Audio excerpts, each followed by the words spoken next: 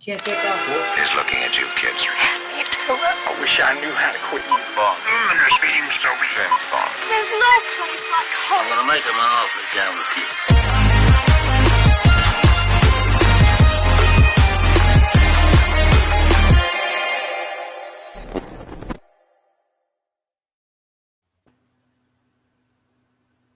you. And welcome to another episode of Gone Off the Win.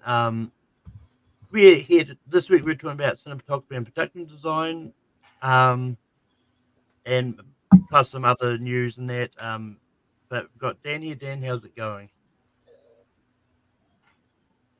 Oh man, what a busy weekend I had watching movies, watching TV shows. Man, I swear I've been watching so many TV shows. It's crazy. I posted my link for Goosebumps today, but I've been knocking out. They gave me extra episodes of Monarch, so now I had to go back and watch Monarch again, watch all the episodes together. It's been crazy, but this coming week is going to be a big week for me. I got screenings left and right. Also, we've got Lewis. Lewis, how's it going? Well, I'm getting excited because finally, after all this lull, you can already here in the States. I mean, we're about to start getting some award stuff headed our way. I mean, in 2 weeks, we're going to get Killers of the Flower Moon. Before you know it, more stuff's coming. I'm already been getting stuff in my inbox that Netflix is obviously starting to position themselves already. They're already getting ready to start sending out those screenings and stuff. So we're almost there, at least here in the States. We are finally going to get to see what these festival goers got to see. But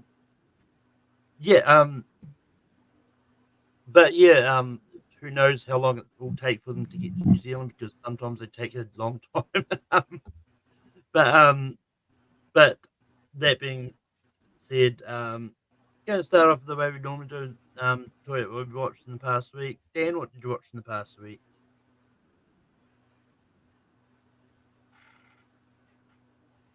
Malcolm, I don't know what's going on. You're breaking up a little bit on my end over here, so I don't know if it's me or if it's you or what. I didn't have that problem, but okay, it might be me then. Well, he had asked what you had watched. Oh, did he? Okay. See, I didn't hear a word he said. I didn't hear. I did. Pet Sematary Bloodlines. I mean, they're trying to create this whole shared universe with Stephen King stuff, and it's just, I just think sometimes some of this stuff just needs to be left alone. I mean, it wasn't good, but with it being horror season, I want to see as many horror things this month as I can. So I watched it. I had some friends that reviewed it, and they did not give it good reviews, and I know why. It wasn't that good. But if anybody wants to watch it in the States, if you have Paramount Plus, it's sitting there ready for you. Another Paramount Plus movie, The Court Martial, God dang it. The Kane Mutiny Court Martial. Now, this is very interesting, Malcolm. We all know the Kane Mutiny. This is like a classic story, but it's based on a boat of like 50, 60, maybe even 100 years ago or whatever. This is the last film by William Friedkin, but he cut out all the boat stuff completely. And what he did was he set it in a naval court. And so we get to hear the court martial of Captain Queeg in a modern day context with Kiefer Sutherland playing Captain Queeg with the weird accent. And then it's got an all-star cast. It's got Jason Clarke. It's got R.I.P. My main man from John Wick and Bosch. Lance Reddick. Lance Reddick. The last thing he ever did. I love him to death. He's fantastic in it. It's got all kinds of people in this thing. Very good. There's literally, it's a courtroom drama, but it's based on the whole Kane Mutiny thing, which is really fascinating. You're like, wow, how is this going to work? It worked. It's very dramatic, very suspenseful, because you don't know which way this thing is going to go. That's also on Paramount Plus. If you have Paramount Plus in the States, I feel bad for Malcolm. Some of these streaming services Malcolm doesn't have. Also, another streamer, Totally Killer. Now, if you like Back to the Future meets Halloween or Scream, one or the other, whatever one you like better, whatever, you cram them together and you have Totally Killer with Kiernan Shipka. You might know her from Sabrina the Teenage Witch and Mad Men fame. She's just a normal girl who goes through kind of high school, and then there's this killer who ends up killing her mother.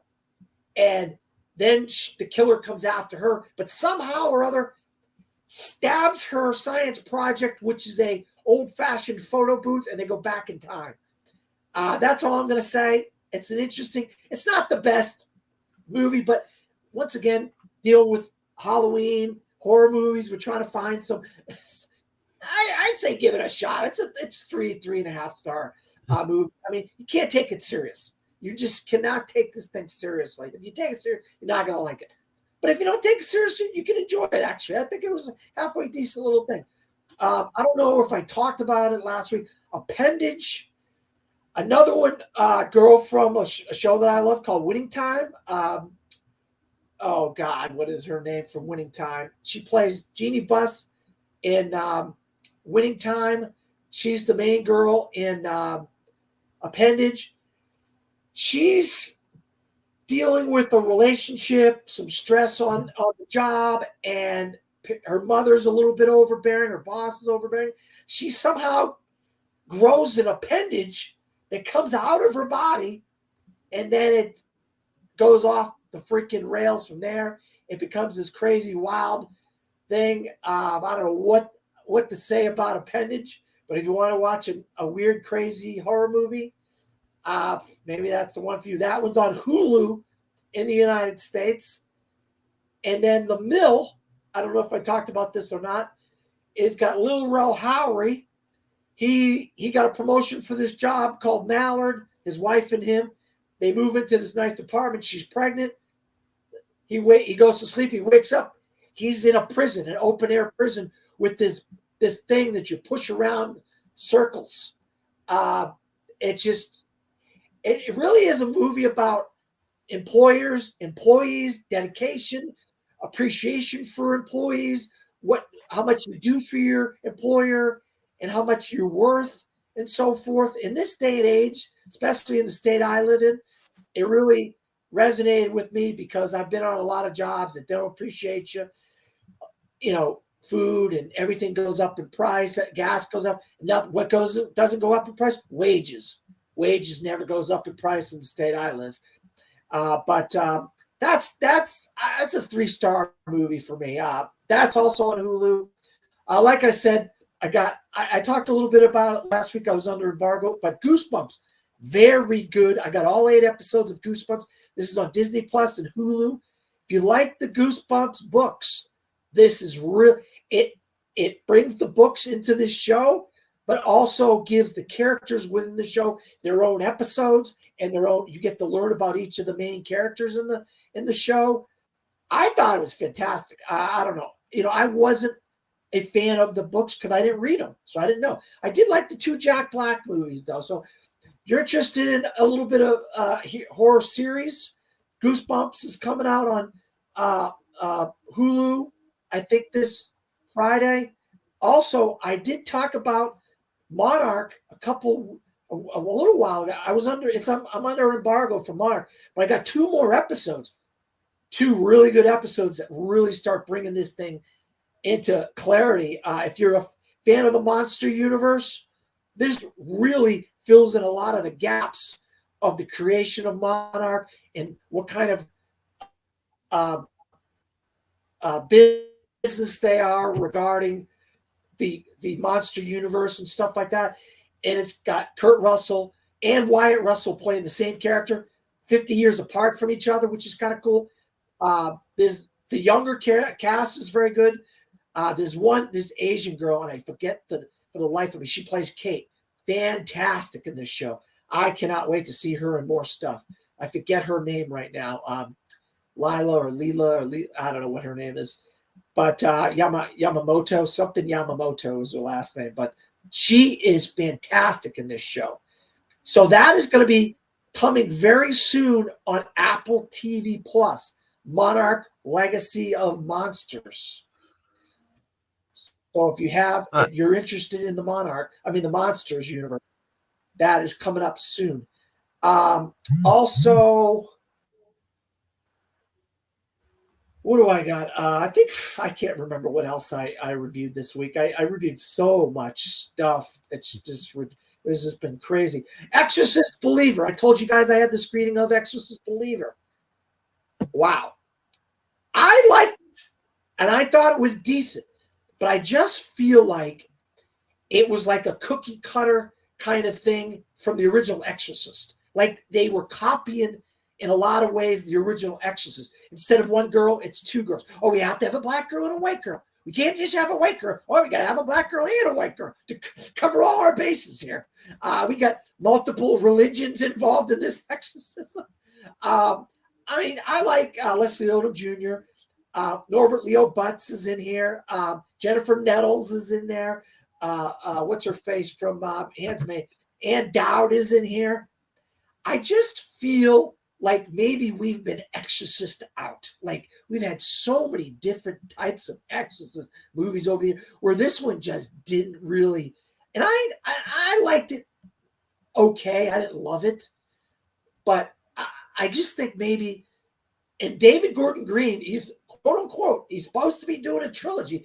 They've already got word that he's supposed to be doing Exorcist Deceiver now, because we got Believer and we got Deceiver coming. But now he's waffling whether he's going to do Deceiver or not. So we'll see. And then I got another short this week, this time from Pedro Almodovar.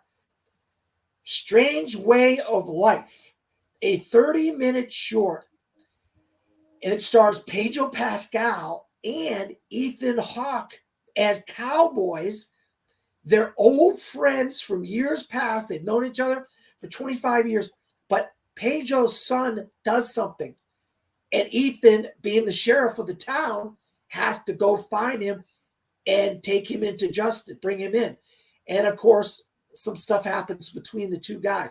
All this happens in like a half hour. I wanted to see a full-length feature of this. So I'll be honest with you, Malcolm. Come on, Pedro Alma. Supposedly it's a fashion commercial. It's a commercial. It was meant to be a commercial for some, and I forget in the fashion line, producer on it or something. I forget who the fashion person is. My editor of one of my sites I work for told me who the guy was, but I forget who it is right now. But actually, this is really good. I mean, for a half hour, they gave us a lot in a half hour, as far as I'm concerned. That is out in theaters with Sony Pictures Classics. So you can watch a half-hour movie if you want in theaters. But that's pretty much everything I did this week. I don't think I got anything. I don't think I got anything else for you, Malcolm. Yeah. I think that's about it. I will say, Dan, you were breaking up quite a bit during that, so you might pay to maybe jump out and come back in. Oh, really? Could you? Were you okay with me, Lewis, or what? I mean, I heard you for the most part, but your screen was definitely freezing up a couple times. Yeah. Really? Okay. All right. What I'll do is even come back like you guys said. Yeah. But Luis, what have you been watching the past week? Well, I continued my binge of the Universal Monsters movies. I got into the original 3 Frankenstein films with Karloff, and I always like watching those because I always tell people if they really want to appreciate Karloff's performance as the monster, check those out, and then see the performance in the other Frankenstein movies by the other guys. No offense to them, but Karloff, his performance as the monster is top notch. I also went ahead and saw A Strange Way of Life myself, and I agree 100% with Dan. Like I liked it, but man, I feel like as a feature, it could have been something really special. It just felt like it tried to have so much in within 30 minutes, had it allowed itself to breathe and been a full feature, I think this could have been a really good movie. But again, I liked it. I think I thought it was a fun short for the most part. Um, Even with some of the serious stuff that was in there, there was still some kind of. I felt like it was supposed to be a little bit more comedic than some people thought that it would be, in sort of the tone and the way it presents certain things. But it is dealing with, I think it was said that this was supposed to be his own take on Brokeback Mountain. I wouldn't say it has the same tone, but I liked it for being the short that it is. I also caught VHS 85. You know, these VHS movies with the montages of these short little horror films. I mean, all of them, I feel the same way. I guess they're okay. They don't really stand out that much to me, even though it's a cool concept. Some shorts are better than others. I'm sure that with Shutter continuously having a home for these guys, so we'll probably get another VHS movie next year. Um, I also saw Totally Killer, and I thought it was pretty okay myself too. It's always interesting to see when they try to do these new concepts. It was almost like I agree with that. It's almost like Back to the Future meets whatever horror movie you want to compare it to. It sort of reminded me in a way of Happy Death Day, in where they try to like just do something different and new, or even was it called Freaky, the one where she switches bodies with the serial killer? Yeah. So Yeah. that it's always interesting to see them try to do something new with the horror genre that way, kind of mix some things up. Um, I also saw the Kane Mutiny Court Martial, and I thought it was really, really good. Now, apparently, this is actually based on a play where someone took that book and movie and decided, let me make a play just on the court martial. So that's why we didn't get to see a lot of the boat stuff. I will say, though, as someone who has seen the 1954 classic, um, I do wonder if it might be a little bit harder to grasp if you haven't seen that movie, because it is straight about the court martial, and maybe when they're talking about certain incidents, maybe it might go over the head of some viewers. So I might recommend that folks check out the 1954 film The K Mutiny before they check this one out. But I really liked it. I did think Kiefer Sutherland was trying to be almost like the way Humphrey Bogart played the character back in '54. I like this a lot. In honestly, I don't know what the rules of eligibility are going to be, because I know it is a straight to streaming film. But I'll tell you what, if I get the chance as a with my ballot at this point, I mean, we'll see. I still got a lot of movies to see. I might put it in for ensemble for at least on my ballot, because this this ensemble did such a great job. They really nailed it. And I would You're, highly recommend folks check it out. one of your guilds you're in, you guys do TV or no? Puerto Rico, we don't do any TV Okay, in yeah, Puerto yeah, Rico. it's TV. That's TV. Yeah, You'll have, if that counts as TV, then it's unfortunate I won't be able to put it on the ballot, because this ensemble's great. yeah, Like oh, they did okay, a great job. yeah. Um, I mean, look, I mean, I mean, I know it's going to open up can of worms, but for me personally, like, I think if it's a streaming movie, it shouldn't count as TV. It Um, is. it, well, that's the thing. It's still a movie. It's one of those ones um, it like it. I've never. It's to me like it shouldn't matter if it's just solely on streaming service. Well, yes, like it's not going to be eligible for Oscars and stuff like that, but it's just one of those ones like I always disagree about with streaming service only movies just being counted as TV because no, it's kind of where I'm at. I actually agree with you, Malcolm. But I mean, we can't really do much about it, because I know the Academy has that strict Oh, yeah, theatrical yeah. run. And so, I mean, maybe Paramount Plus will try to maybe see if they could get Emmy recognition for this. Oh yeah, because they I know will. they count as Oh that. yeah. They're gonna push this for Emmys. So you can for next year's Emmys, not this year's Emmys. Yeah, right, I know this yeah. year's Emmys to January, but it's a whole Yes, confusing. well, I mean, it's going to come down to whether they still remember it by the time they vote. Yeah, for the that's Emmys as true. well, That's true. because they don't vote on the Emmys until and I think it's end of May is when the August. eligibility period. Yeah, it'll be the Emmys window will end at the end of July in there somewhere, Macro, and it'll be like an entire month of like July of like they'll be voting or something like Yeah. in there in that Yeah, window. yeah. So yeah, so The it's going to window interfere. itself ends in May. You're right. The end of May is when the calendar window ends. Then they'll start voting in July. They will. They'll put the Yeah, nomination on. so I think it's going to be one of those ones where it's going to come down to if it's memorable when it comes Well, down to remember, Weird Al was in November, and No, it's that's on the true. ballot. It's on the yeah. ballot. Well, but once again, well, I do get the argument, but it's going to come down to whether the voters remember. It's good. It's one of those ones like the Red Owl movie. I think it's probably easy to remember because like it was here like well one was heavily promoted and all that. But also like it's about Red Owl Yankovic, who's a very popular singer as it is. While the Kane Mutiny Court Martial may have the whole Kane Mutiny name, which may help remember it. Yeah, I would recommend I mean Well, if they happen. I mean, if a miracle's happening and they're watching this, I would recommend that they push the fact that this is William Friedkin's last film. yeah. Well, I mean, it's I've once again, I think it's going to be interesting whether or not it gets in there. I don't know. But But I it's just want to, yeah, I just wanted to like praise the ensemble because they were really oh freaking yeah, good. And then, real quick, I saw Fair Play, and it's okay. So Fair, it's a well done movie. You cannot deny. Is it the worst movie I've seen in terms of the way it's made? No, of course not. It's competently well done. The performances are great. It's got good technical aspects. I can absolutely see why it's gotten good critical reviews.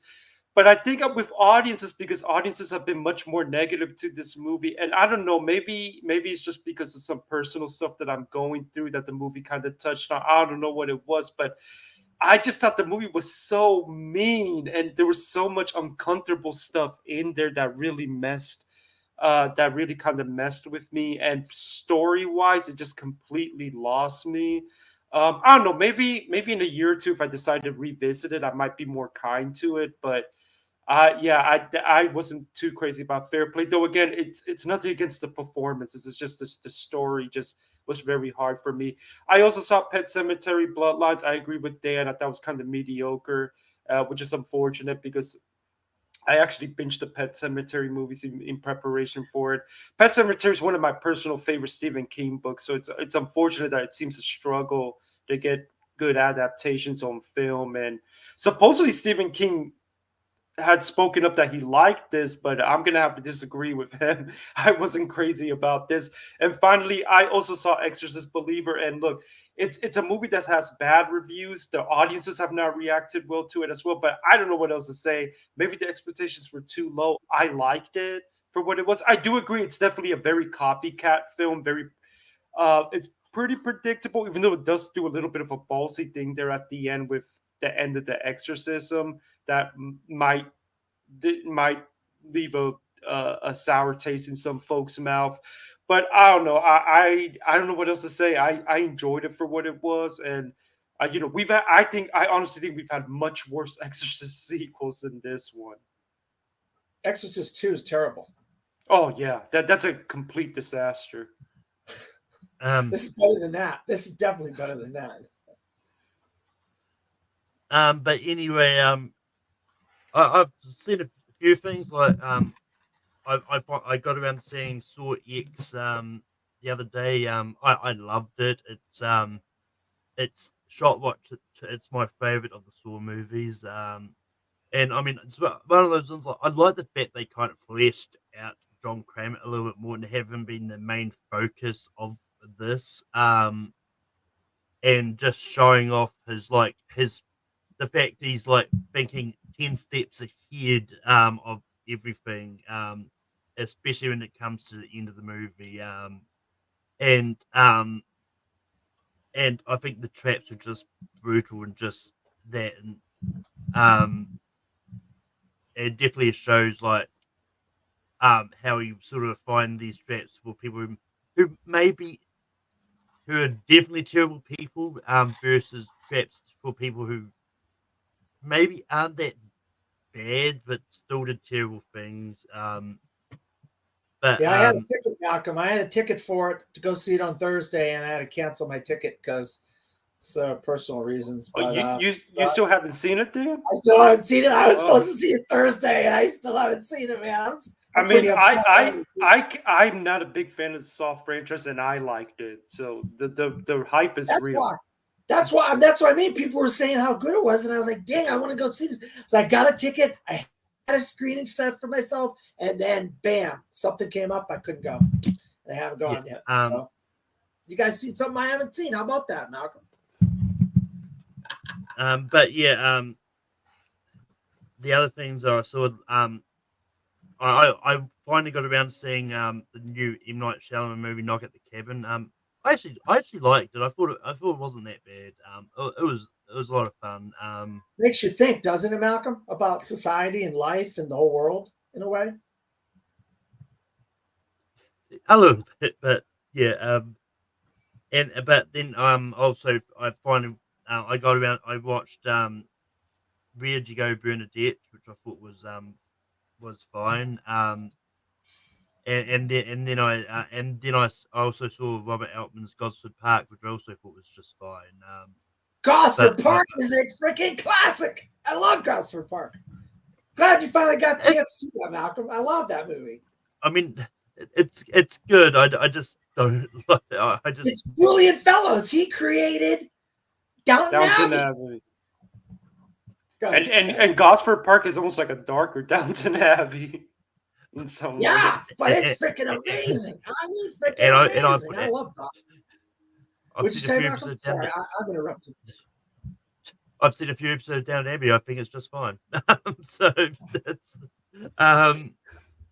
but and I'm someone that likes period pieces, but it's just like there's just something about Gosford Park that just didn't get me that invested in the story and all that. I thought the acting performances and that were all great and like it was a good ensemble, but it's like just something about the story just didn't click for me. And did you figure it out?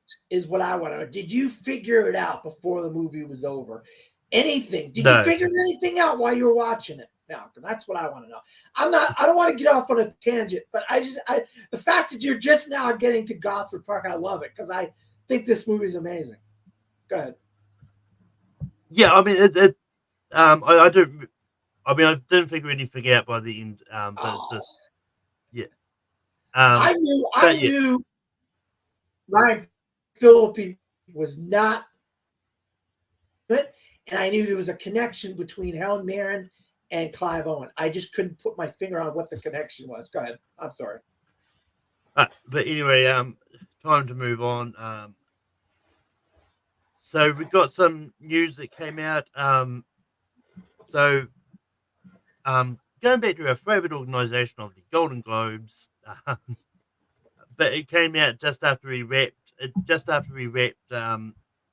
Yesterday that they've added 11 new members, bringing its total voting body to 300 people, and then and 60% diversity at the same time.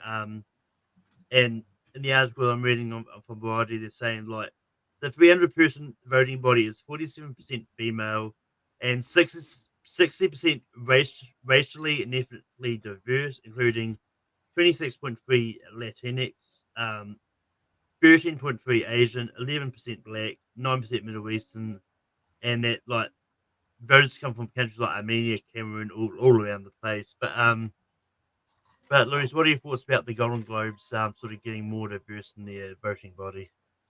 I mean, hopefully it leads to them being a bit less predictable at times, because even last year after they did the big change in making it more diverse, or at least their initial steps towards it. We all pretty much knew Spielberg was going to win director. We all knew that they loved McDonough so much that Banshees was going to win there, regardless how it did elsewhere. And it's not a knock, because it's not like those were bad choices either. But I'm just saying that everybody, every year we always say the Globes are going to do the Globes thing. And that's because they've always had like such a small body that they were so easy to figure out what they were going to do. So hopefully, with all this expansion that they're doing in their voter base, it'll lead to a little bit more of exciting choices.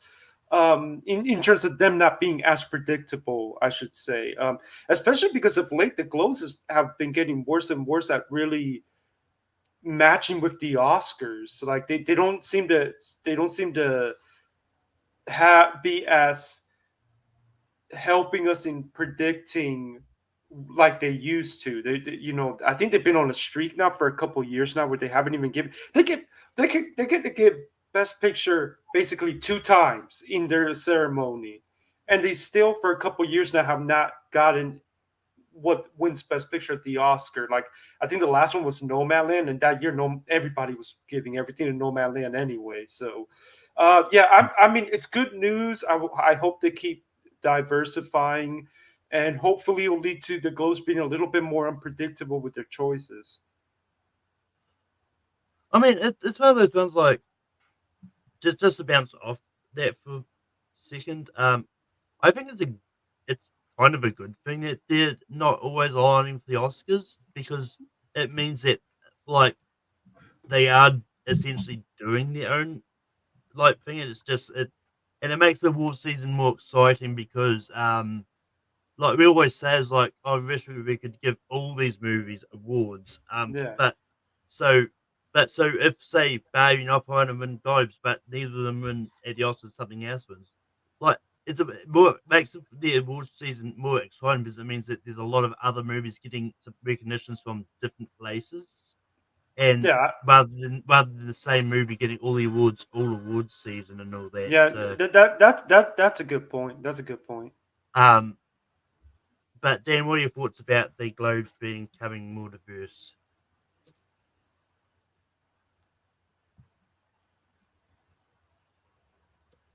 Dan, did you hear him? And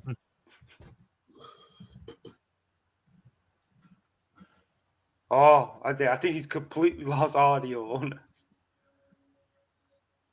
Yeah, I got you. I got you guys now. I'm sorry. Oh, okay. I was lagging there for a second there, but yeah, no, yeah, I think this is a fantastic idea. But I just love it. I love it how Lewis has got the Golden Globes pegged over here. He makes me laugh because I think, I mean, I look at the Golden Globes in a way with the 2 categories and the multiple acting categories and this sort of thing as like a playoff system, and the Oscars is the national championship game, and the Golden Globes and some of these other award ceremonies are like the bowl games, if you know anything about American football. And they got multiple awards, so where you can narrow it down. Then the Oscars say, okay, we like this one from this character. Oh, we like this one from this character. Oh, we like this one from that character. And then we put it together in what we want, So I think the fact that they haven't really got it right isn't that big a deal. Everybody knows the reason the Golden Globes exist is because of the party. The awards there's drinking and there's food and there's people they get these crazy hosts like Ricky Gervais insulting people and all this kinds of stuff. Craziness at the Golden Globes. The Golden Globes solely exists for enjoyment thing. It's just only for our enjoyment and the fact that we can laugh at it and laugh at the absurdity of what goes on sometimes at the Golden Globes. Go ahead, Lewis. No, sorry to cut you off. I was just going to point out that, and even with that said, now that I come to think about it, the Globes have been more right, at least than BAFTA. So, I mean, BAFTA has been in a really bad streak. Often left field. They're often left field sometimes. The BAFTAs are. You're right about that. But no, I think this is fantastic. I think we're going to hopefully get a little bit more closer to what we would perceive to be the best. But when you have musical or comedy, Malcolm, and you have drama, you're bound to get some oddball acting and movies into these categories. It just happens that way, you know. And but I'm glad to see some of this stuff going. I think so. Who bought the gold? Didn't somebody big, like a big name company, buy them, and they're starting to kind of turn? New Year's Eve, New Year's Smashing Eve. What's his name? Who does the New Year's Dick Eve Clark. party? Dick Clark's production company bought the Golden Globes. And so his people are kind of coming down and trying to sort things out and make things a little bit more normal, what people perceive the Golden Globes should be as far as an award show goes. So that's going to be good, I think, going forward for the Golden Globes. I love that. What was it? What'd you say? 16% Latino or whatever, Malcolm? What was that? That's fantastic. I think it's 26, I think. 26%. Oh, 26. That is fan freaking tastic. That is amazing. If you ask I think me. that's higher. I think that's higher than the Academy in shares percentage wise. Yeah, I think there's more African American percentage as on the voting body in the Oscars than it does for the Golden Globe. But yeah, I when you said that number, I was like, wow, that's fantastic. And I love. I did see a list of all the countries that were listed, Malcolm. I know you only listed a couple, but yeah, I mean it's all over the globe, which is very good. That is a very good thing. Maybe I could sneak in and get in right for a publication in Ireland and become a member of the Golden Globe. Yeah, I'm Irish. I got my Celtic hat on. Maybe I could sneak in as a critic for an Irish publication, Lewis. What do you think? I mean, it's worth a shot. You can become a voter.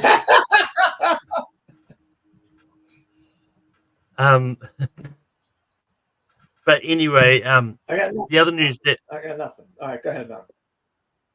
yeah, I don't have much more to sort of add to this than what's already been said. And I mean, it's good that this sort of became. Because I mean, that was one of the big criticisms, which is with why the Globes were taken off TV for that 1 year. Anyway, was it was partially because of a lot of stuff, but the lack of diversity was a big thing, sticking point in that whole controversy a few years ago, and it's one of those ones like a lot of people have said, "We'll believe it when we see it about you becoming more diverse." We're starting to see it, so I think we have to believe it. Is there a list of names, Malcolm? Malcolm, is there in the list of names? Because I'm just curious, maybe if Alicia Malone got in there or not. That would be a great addition. I mean, none of the names are from Australia anyway. So okay, all right, never mind then. All right, I don't recognize any of the names. oh, okay, all right, that's fine, no problem. But moving on to the other piece of news that sort of was brought to my attention just before we went live. It came out last week that that Disney has kind of taken like Little Mermaid out of consideration for best original song. I can't remember what the song was now. It definitely wasn't Shut Up. It's annoying because I was looking at it like just before we went live. It's not the Scuttle song. Yeah, no, I know that. But She's not involved in that, right? It's the song. Isn't it the song when she's like getting all prepped up or something like that? Okay. God, I should know this because we just talked about this off air. Yeah, we were just talking about it off air. Now I forget what the song is myself. I actually like the songs in the movie, and I actually thought the movie was good. I don't want to get into for the first time. For the first time. Yes. For the first time, there you go. Yeah, that's sad. I mean, why take it out of consideration? I just don't understand. All right, go ahead, Malcolm. Yeah, it's one of those ones like the best original song is looking to be an Instagram race as it is. But yeah, I mean, I think it's got there's many reasons for why they might have done this. Maybe they just wanted to put more attention into promoting the songs from Wish, and maybe that credit song for Elemental more. I don't know. But I don't. There's no reason why they can't just push all these songs realistically. Um, but yeah, um, there's um, either that or one thing I hope is not going to happen is we're not going to see a fully consideration thing, and they're changing the song to Scuttlebutt to push which I mean, well, um, transparency. I don't hate this Scuttlebutt song. I think it's a fun song. Um, so that's probably the other possibility. The other thing I'll add is like a lot of the news articles I've seen for this is not from like the Variety and Deadline and stuff like that. So I don't there's not a lot of the publications that are saying it that are ones that I would trust a lot. But the fact that some people are talking about it make there must be some kind of truth to it. But yeah, it's an interesting move, but ultimately it's not going to bother me too much because there's a lot of songs that's going to be in consideration as it is. Luis, what do you take of this news?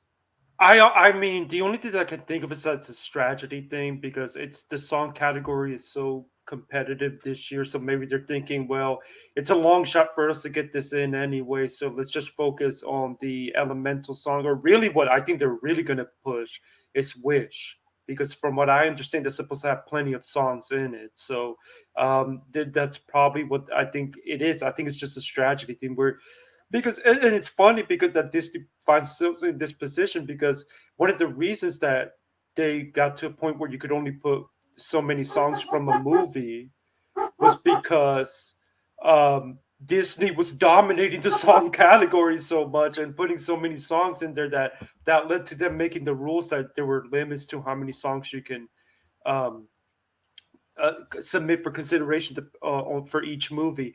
But I gotta think that that's it. I gotta think it's a strategy thing. And again, honestly, even if it was still in there, and I agree with what Dan said earlier. I don't see what it hurts to just put it for consideration. Like you're gonna push the Wish songs anyway. But I got to think that because it was a long shot, it probably was never going to get in anyway. If anything gets in from Disney, I got it. It's probably Wish, a song or two from Wish, whatever they're submitting. Malcolm, do me a favor while I'm talking here. Could you look up who's doing the songs for Wish? I think it's the Coco crew, if I'm not mistaken, or the brother sister tandem. What were they? What movie was it? Moana? No, that was Lin Manuel Miranda that did that. Yeah. Wasn't there I'm a brother sister tandem? Go ahead. I'm getting it up now. Just give me Yeah. a Well, second. no. My thing is this, Lewis. Florian Son is going to push multiple songs. John Carney, his movies, we know his movies always have songs. That thing is going to push multiple songs. So why not push multiple songs for Little Mermaid? I don't get it. If you got a song for Elemental, you got a couple for Little Mermaid, you got a couple for who cares? What I mean, that's betters your shot that more Disney songs get in the five because you know Apple is going all in on them songs for um, for your consideration. Florenson. Yeah. Because the movie's probably not going to get a lot of love because they got Killers of the Flower Moon, they got Napoleon, so they're well, hey, we got best song. Boom, we're gonna put these bad boys in there and see what we can get. If we can get one of them 5 spots a song. Who are they? Okay, go ahead, Malcolm. So it's a songwriter called Julia Michaels who's writing the Julia original Michaels. songs. Okay. And So, and and David Metzger is going to be composing the score. Okay, it's not the brother Well, sister. I remember that. I mean, Those brother sister Fernandez or whatever. What were they called? It's not the one you're thinking of. Yeah, okay. Yeah, well, one factor though that could help definitely wish I will point out is the fact that I think Ariana Grande is doing the main character. I want to say. really. No, Ariana DeBose. Ariana DeBose. Sorry. So Oscar winner they could Ariana have her. DeBose. She's probably going to do a song, and she is an experience on stage. And I mean, she was in a freaking musical, West Side Story. So I mean, there's a possibility where they're thinking we could get her up on that stage to perform the song. Yeah, yeah. Um, Go ahead. um, How um, about the I'm- usual suspects? How about the usual suspects in song, Lewis? We got Ryan Gosling, we got Jack Black, we got somebody from Flora and Son, and then we got Ariana DeBose, and we got somebody from Mario Brothers. Well, I and mean, you know Diane Warren's going to find a way to get her. Diane Warren for 80. No. Yeah. Oh no. It's Gloria Estefan, Cyndi Lauper. Oh God, it's massive. 5 massive stars from the 80s, Lewis, singing the main song from 80 for Brady. You got Jack Black, you got Ryan Gosling, and then you might get somebody. It's probably what John Carney and who would you get? I mean, would you get the people from the movie to sing the song? If you do one of the songs from Florida and Son? I'm not. Well, I don't know. I don't even know if they can. I'm not aware if Joseph Oh, Gordon what can if it's sing. Jack Rayner, Eve Houston, and the Son all singing the song near the end? Oh, Still Alive? What was it? Alive? What was the name of that song? It's something about life. I could have swore was the name. Yeah.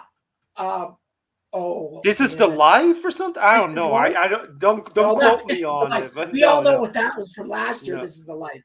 That was from last year. That was a good song actually. From White Noise, which was what, garbage? White Noise was garbage. That song was decent though. No, if they get them 3 to do it, that wouldn't be bad for one of the songs or two for Flora and Son. What a motley crew of people that could be singing songs for. But going to the main thing that brought us to this conversation, the more I think about it, like again, I understand if they're trying to do strategy, but many studios push certain things while still technically submitting stuff. Like I think of like back in 2020.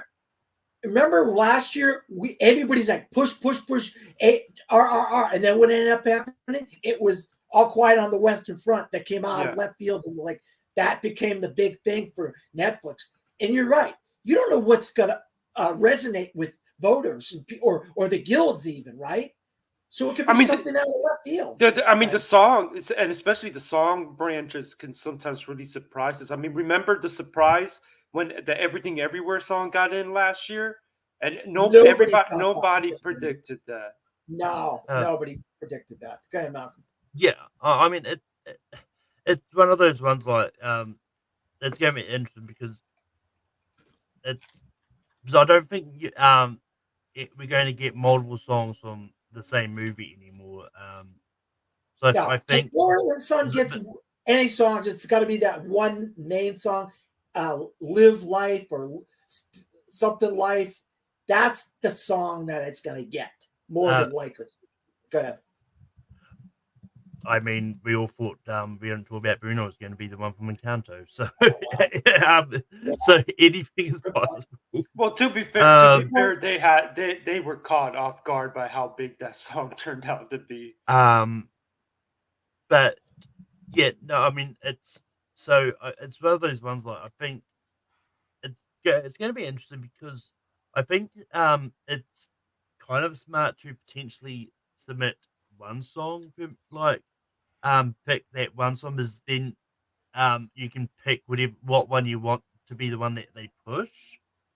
So you won't get a situation like what happened with Encanto when we don't talk about Bruno didn't get in, but a different song got in. Coco had the same problem, Malcolm. There was Coco had an issue with that, but it ended up winning anyway Yeah. with the whatever song. But everyone was like, "Oh, this Um, other song should have been the one that won." Don't remember me. I think it was called the Coco song. Yeah, that was the one that won. So Yeah. yeah. Well, made people Um, that song made people cry, so I think that's why it won. So, but I mean, in my opinion, it is the best song of the movie. I would agree with you. High Life.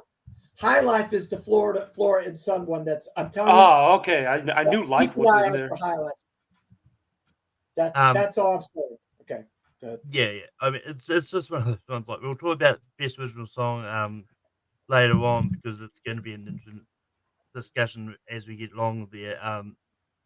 Because the way I see it, I think submitting multiple songs, it's a risk because you could either, if they see multiple songs, but it could just be end up splitting the votes and like people because people like both songs equally, Good and point. neither song gets in. Yep. Good point, But Malcolm. going back to the topic, and I think it's one of those ones. I think, um, 'cause I don't know.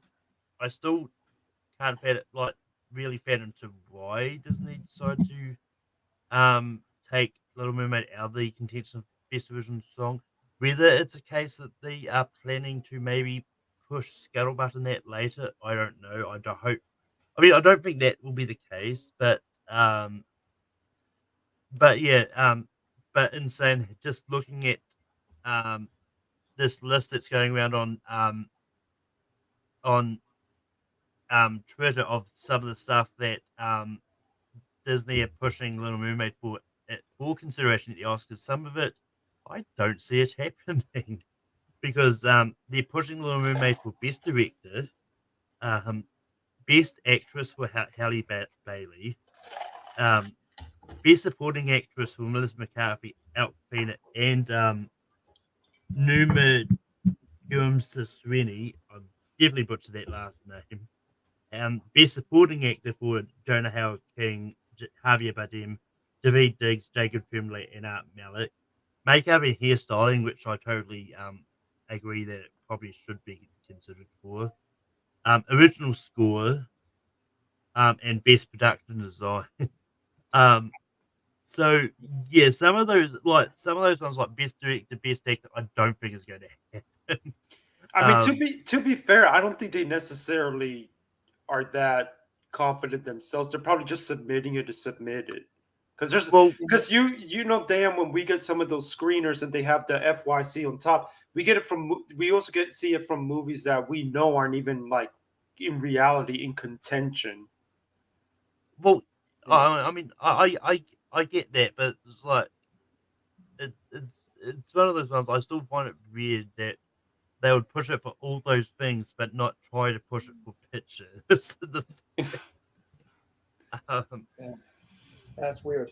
That is weird. but um, but anyway, as I said, we are going to be talking about festivals on, but probably not until sort of late December, early January, once these shortlists come out to give us some kind of range for what is kind of they're looking at there. But but we are going to move on to our main topic of best cinematography and production design. Just like we have done in the past, we're going to do uh, a high chance or lock, as some people like to call it. I don't. A maybe getting in, and then outside chance. But Luis, what is your sort of lock for best cinematography? Well, there is a certain stats out there regarding that. If you get into director, it could give you a really good shot to also get you into cinematography, which of course makes sense if you think about it. Um, I would say that if I had to say that there's a lock at the moment, I would go with Oppenheimer because I do think that that's a movie that's going to be showing up in text a lot. I think they're going to want to award it. If not even award it, at least recognize it in multiple areas. And if this is Nolan's year, like some people believe it is, I can see them wanting to give his cinematographer some love as well. So I would say of my lock, if you want to call it a lock at the moment, is Oppenheimer. Um, Dan, what is your quote unquote lock? Well, I'll tell you right now. I think if you look at, and I haven't seen this movie yet. I'm seeing it on Thursday. If you look at the the locations and the sun and the sky and the night, the way it's going to be filmed by Martin Scorsese, I think you're going to really get a lot of vistas. You're going to get a lot of backdrops of Oklahoma and the mountains and the various areas around that country during the 1920s. And I think you're going to get a very gorgeous, gorgeous, gorgeous looking film. And I'm going to go with Killers of the Flower Moon here. I just think if you, I'm going to go off of what Lewis said. If you're going to push this thing for a lot of things and director, picture, screenplay, I think one of the things this movie has got to look gorgeous, and I think one of the reasons it's going to have to look gorgeous, and I haven't seen it yet, is cinematography. So you got to go with Killers of the Flower Moon in your five. If this thing is as powerful a contender this year as I believe it's going to be. I had it already written down. So I knew you were going to say that. And I think I know what you're going to say. I know it. I have a feeling I know what you're going to say. Do you want me to guess your pick for you, Malcolm, or no? You can guess it. It's Barbie. Yeah. I knew it. Yeah, I mean, it's one of those ones because, once again, same reason as the other ones, because I think there's a good chance who's going to be nominated for Best Director for this as well. So I've got, I think if Barbie's going to be a strong contender, like most people seem to think it's going to be, then I think cinematography is definitely a good place to award it. I mean, it's one of those ones like I really want the Academy to sponsor because if some of these categories go the way we think they're going to go, we're going to get a lot of the same movies in those categories. Um, but Luis, what do you have for maybe getting in? Maybe getting in. Well, I wouldn't say that this is. I definitely would not call this a lock. So it's good for me to say my maybe getting in. But I can absolutely see a world where it gets in. And if they happen to like Maestro enough, especially with some of the things that that movie reportedly does regarding some black and white, and then transition to color and such like that, I think there's a history that the cinematography branch loves them some black and white. Um, I think Maestro is one that absolutely can get in, especially if that's a picture player. If that movie, and so I can see that movie getting in several big categories: actor, actress. So I'm gonna go with Maestro as one of those that I can see getting in. Um, Dan, what do you have for maybe getting in? Boy, I got I got three bantering about here that I want to pick, but I'm going to go with the safe one. I think this is a safe one. This got a legit shot of making the top five. And I mean, I saw the movie a couple weeks ago, and I thought it was absolutely gorgeous. And I think it's got a legit shot, and I'm going to go with the creator. I could be completely wrong, and because it could not get into a lot of other categories, it might get into visual effects or something. But I think it's got a legit shot at getting into cinematography. I really do, and I think it's a gorgeous, gorgeous, gorgeous movie. Obviously, melded with the visual effects and the production design together to make it look as gorgeous as it does. But you can't deny the cinematography. So I'm going with the creator. Yeah, for me, I think and maybe getting in just based on sort of the trailer and that. I'm going to go for Poor Things. I think Poor Things is probably could have a good shot at getting into cinematography. So yeah. But Lewis, what is Interesting. your on your Interesting. but Lewis, what's on your outside looking in? Outside looking in, I've got two that are kind of that I'm thinking about potentially going with. But if outside looking in, I'm actually going to go ahead and go a bit of a wild card here, and I'm going to say El Conde, because even though I didn't like the movie like you did, Dan, it is a very beautifully shot film in the black and white. Again, the cinematography branch has a history of loving the black and white cinematography, and we do sometimes get that sort of random one or two that sometimes sneaks in here that they're basically a sole, nominee. I mean, we saw that with like Empire Light in this past season. Granted, that's them loving Deacons, but I think that there's again, I would absolutely not predict it at the moment, but I think there's a decent shot that somehow this sneaks in there. So I'm going to say El Conde on the outside looking in. Wow, that is Dan, what a dark horse pick there. But we've also gotten a lot of foreign film directors to get into the cold, whatever it was, Polish director, right? With cold something. What was that? A couple years ago? Cold War? I forget what the guy's Paul Kowski. Cold War. Yeah, I think so. Cold War. And Paulo Polakowski or whatever his name is got in. So, yeah, that's it. It's sometimes it pays to go out on a limb. And El Conde, whether you like it or not, is a gorgeous movie. You're absolutely right. I'm gonna kind of go. I think it's a little bit of a safer pick, but sometimes period movies, if they look really beautiful and they look to the time of what the movie's taking place in, this movie considered like the 70s of a school, and it's got the cars and the clothes. It's kind of a little bit of like a muted look to it, like it's trying to look like a 70s movie. And maybe sometimes that type of thing can get in because the craft, they say, oh, well, look at the craft, look at the lenses that they're using. So I'm going to go for the holdovers. I mean, I don't know. You just don't know, but I think it's a little bit more of a safer pick, but you never know. You never know. I'm going to go for the holdovers.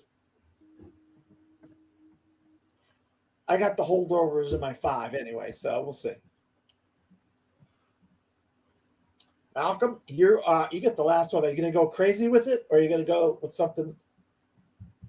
I actually have one more in my top 5 that hasn't been picked yet. I'm surprised. Well, I mean, for me, like on my outside looking in, I don't know what this director's relationship with cinematography is, but I think Asteroid City was a really good-looking movie, and I think I'm not confident enough on putting it higher up, considering the competition it's got. But I think it could be one that could maybe sneak in there for cinematography. But that was my one that hadn't been picked, Malcolm. On my 5 that I had in my 5 that hadn't been picked, that was it, Asteroid City. But I'm going to probably change my 5 a little bit closer to the. But moving on to best production design and just going to go reverse order because why not? And let me guess, I could pick it right now. I know what you're going to pick right now, Malcolm. I don't know if you can. Okay. So for best production design, I'm for the lot. And I'm definitely between 2. But I'm actually going to go Asteroid City here because I think a lot of these set designs and artistic things that Wes Anderson does, I think, is great, and I think Wes Anderson quite often either gets into production design or just misses out. Um, so, I believe he didn't get in for French Dispatch, even though I think he should have. but I think he's due for a comeback, especially in production design. Anyway, I think Asteroid City is a really good looking movie. And I think deserves the recognition here. Dan, what do you have for best production design? I actually had Asteroid City at number one in my own predictions, Malcolm. You picked my number one, so I'm going to pick yours. I knew you were bantying about, so I'm just going to go with yours because I knew it's probably the one that you were debating with Asteroid City. I'm going to go with Barbie. I think. I mean, you cannot take away what they were able to do with the Barbie land and all that kind of stuff, and the houses and the cars and I mean, everything that went into that. I think you got to give Greta Gerwig and those people over there some credit, and I think I myself think you cannot see the difference between the cinematography and the production design in both Asteroid City and Barbie. I think they kind of, in a way, they kind of go hand in hand in that way. And I think those two categories go hand in hand with those two films, where you can't see the difference between the cinematography and the production design in those two specific films. So I'm a picking Barbie. I think it goes. I mean, Barbie caused a shortage of the color pink. So, but Lewis, what do you have as your lock? I'm gonna go with probably the only thing that has the potential to cause Barbie to come up short in production design. If this ends up being a big contender, like some people believe it can be, I'm gonna go with Poor Things, because I absolutely can see a situation where that movie does end up being one of the top two or three contenders. Uh, they're going to look at that production design. It's very different. It's got like a steampunk look, even though supposedly the folks who put that stuff together don't necessarily want us to refer to it as steampunk, but it definitely has an ability to easily stand out. So I'm going to go with Poor Things. If it does turn out to be the contender some people think it is, I'm going to say that that's a potential lock. But That yeah, does for look like a my weird looking world that they have created, doesn't it, Lewis? Yeah, and it like I said, I think if anything could really kneecap Barbie's potential, if it's the contender some people think it is, it could be Poor Things because it really does check off a lot of boxes that Barbie had. Yeah, you're right. Yeah. well, I mean, it's one of those ones. Like honestly, I think Barbie is probably the more sure thing for production design. I think Asteroid City is probably the one that Poor Things could knock out if it gets in, if anything. Well, I do agree that Asteroid City probably should be in the category, um, and I'll have to double check um, to find out sort of like Wes Anderson, like how much Wes Anderson movies have got into production design, but like I think that's the one. I think, but the Barbie's design I think is just so good. I think it probably should.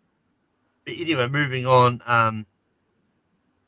So my pick for maybe I was tossing out between two again. But ultimately I'm gonna go for this one. I think Wonka could get in for production design. And just because I think the sets and that looks amazing, and I mean it's one of those ones like if Wonka's going to get the love a lot of people think it's going to get, then I think production design is probably one of the areas get in there because it's done by David Yates, but I think I think I'm pretty sure one of the Harry Potter movies that David Yates directed got into production design. So I think um, there's a chance Wonka can get in just with that, but I don't know. But Dan, what is your pick for maybe? Yeah, I mean, I think along with cinematography, we're kind of picking a lot of same of the movies and cinematography because a lot of the cinematography and the production, in my opinion, they go hand in hand. But when you're developing a movie and it's on location and you're building buildings and sets and bars and houses and saloons and I don't know, hotels and whatever, all that kind of stuff, and you're putting an old west feel on a place and a location, and you have to make it look like it's that actual place. I think when you deal with the 1920s, I think if this movie is as good as I believe it's going to be, I think you're going to have it in a lot of different categories. And I think along with cinematography, you got to put Killers of the Flower Moon in consideration for production design. So I'm putting it in as my maybe, possibly getting in for production design. And if it's as great a film as we think, I'm going to find out on Thursday. I think it's 10 or 12 nominations. And so this has got to be one of those boxes that you got to tick for Killers of the Flower Moon, I think. But Lewis, what do you have as your maybe for production design? Well, for maybe, I think I'm gonna go in a little bit. I think I'm going for a little bit of a long shot here. Actually, I'm gonna take a gamble a little bit because I've been taking a gamble on this movie potentially being a big player, and apparently it's still coming out because we're supposed to be getting a new trailer soon. I'm gonna go with The Color Purple because we've seen this in the past where they love a musical so much that it shows up in text as well. And if this turns out to be a big player, because apparently there are, I mean, if you look at that trailer, you could already see that they had to build certain sets. I can see a situation where this sneaks its way in there. So I think maybe The Color Purple could get into production design again. If this is a big if, it turns out to be the big player that I think could get in. If it can't get into certain texts, if it struggles to get into acting, it probably means that it's not the big player we think it is. But if it is, I do think it could have a shot to get into production design.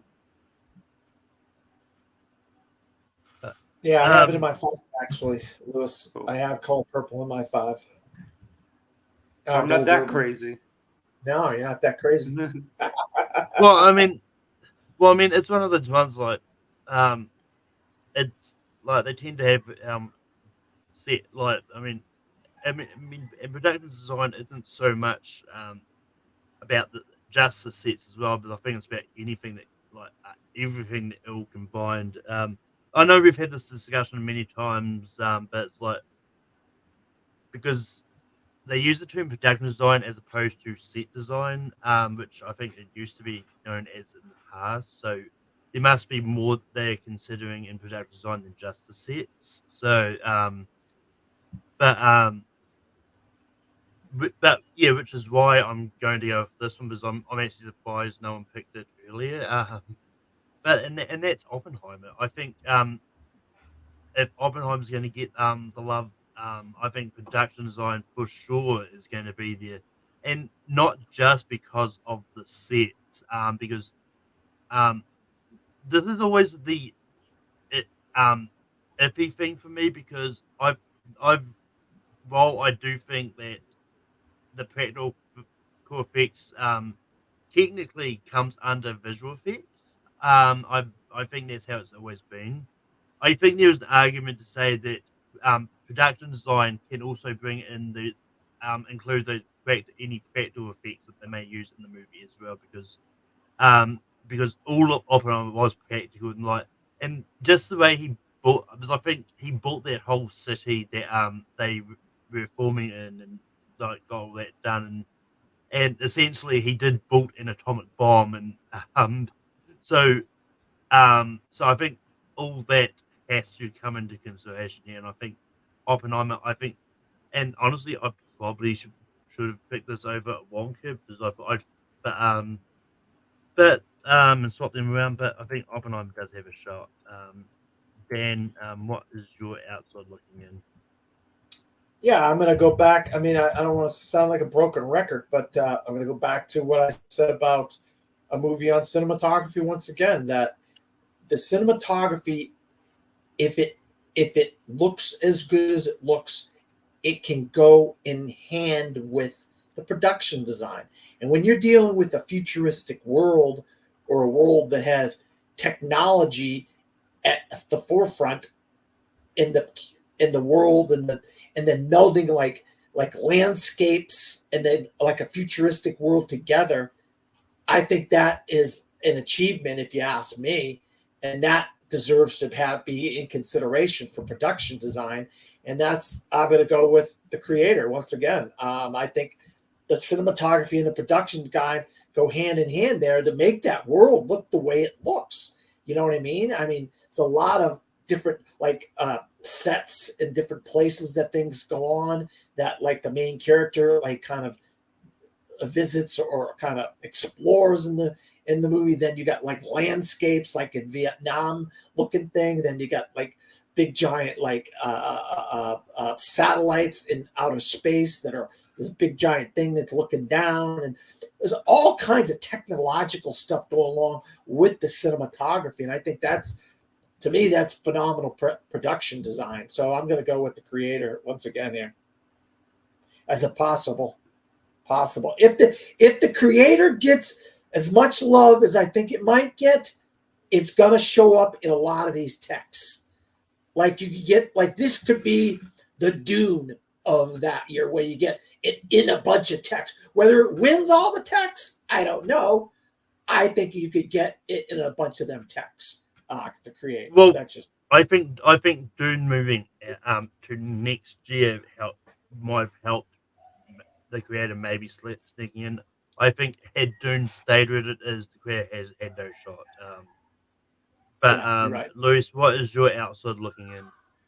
Well, for outside looking in, I'm going to go with a movie that I'm not necessarily sure is going to be an awards player, but I mean, I wouldn't be surprised if it finds a way to sneak in there, even if it just gets a few tech noms. I'm going to go with Napoleon, because we do know that sometimes the Academy can be suckers for period pieces, and I mean, based on the trailer, it looks like they really try to nail down the time period. So I can again, I wouldn't predict it at the moment, but I can see a situation where Napoleon maybe finds a way to sneak in there for production design. I think that's a great pick. I think that is a great pick. If you take a look at what he did in Gladiator and Kingdom of what was it? The one with Orlando Bloom, Kingdom of Heaven's Kingdom or something Kingdom. I can't remember Kingdom the of name. Heaven. Huh?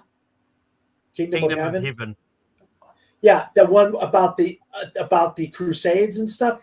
He's able to like take the production design of those period piece type movies and just add it with visual effects and stuff like that. Like add people, add background, like castles, add buildings, and add all kinds of stuff in there to give it that legitimate. Like, if you're trying to recreate France and stuff like that, Lewis, you could be right. This could be a major production design player if he's able to. But you know what pissed me off? And I don't want to go off on a tangent here. What was the one, The Last Duel?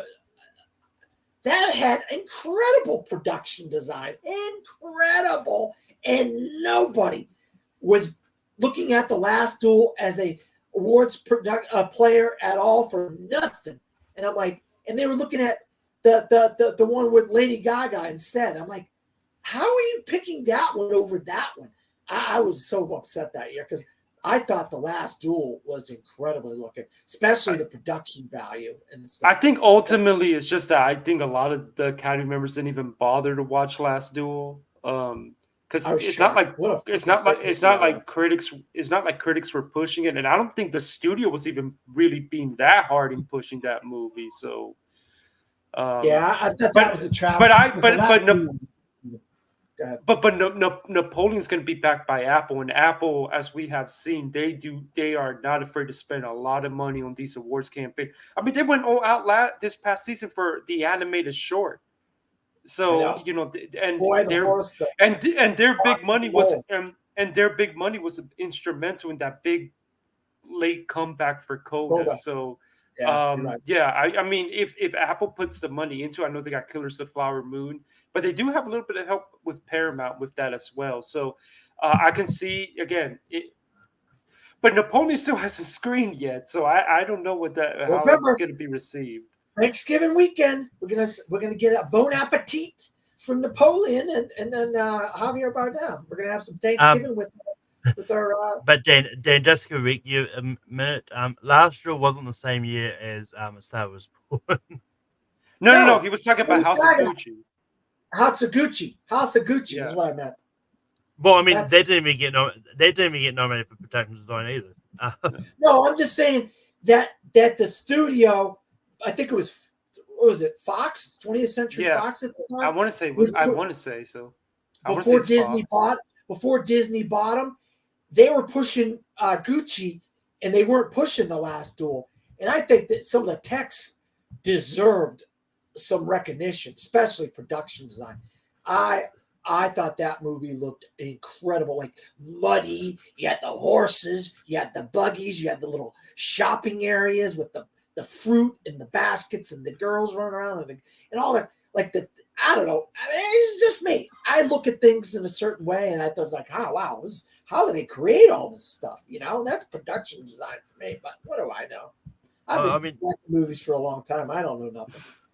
I mean, personally, I thought I didn't like production design. I would have gone production design over for House of Gucci over Last Show any day. All Um, right, all right, all right, Malcolm. but that being said, looking at what was nominated for production design that year, I don't think there's um like I think all of them was actually better than Last Show with what was nominated. Because you had Dune, Nightmare Alley, Power of the Dog, Tragedy at Macbeth, and West Side Story. I think all of those were better than Power of the Dog, Last Show anyway. So I think Last Show would have been just sitting on the outside of those five. So. Maybe. Which Maybe right. coincidentally was which coincidentally was the Think, exact same five for cinematography. um, yeah. Yeah, I mean, but I that think that was my first guild year. That was my first year going to my guild, I believe. I'm not sure. What year was that again, Malcolm? um, well, The second. It might have been 2021, my second guild 2022. year. No. That was the first Go year ahead. because I mean I wasn't a member yet, but I remember that's when Central Florida came in. But anyway, that does bring us to the end of this week. I'm sorry, guys. I must have froze for a second. um, but next week, we'll go to another two. Maybe makeup and hairstyling. Maybe something. I'm not. I don't know. We'll decide that when we get to it. But Luis, where can people find you online?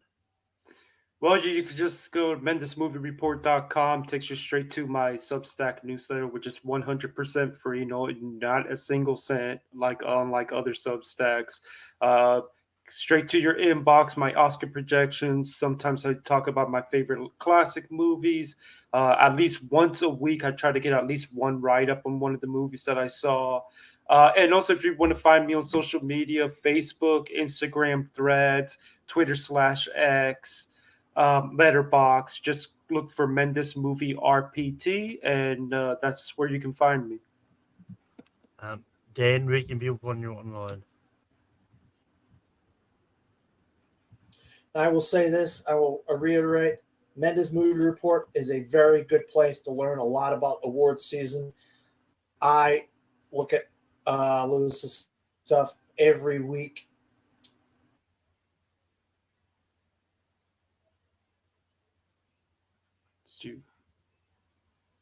We lost Dan while he was praising my site. um, but yeah, I don't know how long Dan Yeah. frozen for. It seemed to be freezing a lot more near the end here. But you can find Dan at From the Fourth Row and all the stuff he posts reviews and all that. He's also on Gone for the Wind and Yeah. all yeah. Malcolm, you went, which is good. Smart move. When someone's freezing, you take over. You take the bull by the horns and you take over. That was good. I I'm mean, glad you went, Malcolm. Why I was well, freezing. I mean, I will always want to give them a little bit of chance. You never know if they're frozen for a little bit or a long time. And so yeah, uh, but you can find and as for me, you can find me on Yeah. Gone for the Wind every week. I host Rankum every Sunday. Next week we're doing top 12 horror movies that deserve a legacy sequel. in honor of the Exorcist Believer. And you can also find me on Saturday night with the next episode of our Bracketeers series. And it's going to be part 2 of the top 128 movies that have appeared on Rankum over all the episodes. And yeah, it's going to be a fun time. But until next time, watch more movies as I find a clip to go out on. In the dark!